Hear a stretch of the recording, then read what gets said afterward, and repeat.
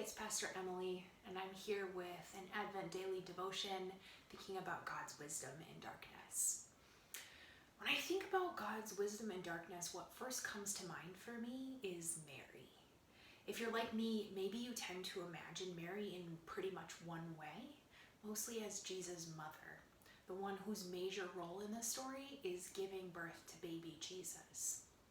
But God made Mary's part in the story so much larger than we usually recognize. I think sometimes Mary gets hidden away in darkness and on the periphery of the story until Advent comes around. But now is the time.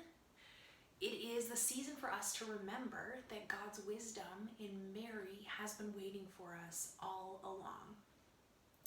First, Mary is visited by the angel Gabriel, who tells her, "Do not be afraid."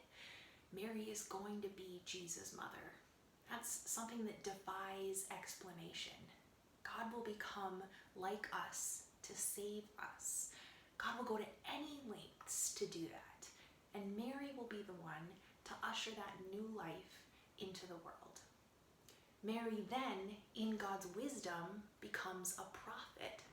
The Holy Spirit compels her to share that good news of God in song. Mary sings, "God has scattered the proud in their thoughts of the heart. God has brought down the powerful from their thrones and lifted up the lowly. God has filled the hungry with good things and sent the rich away empty."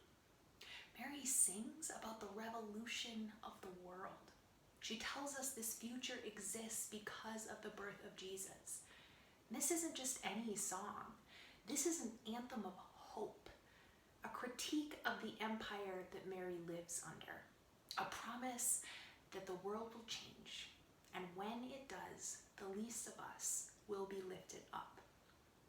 Then, as a mother and a prophet, Mary also becomes a disciple. She follows Jesus, her child, all the way to the cross. She believes in God's promises and in God's vision for a new world.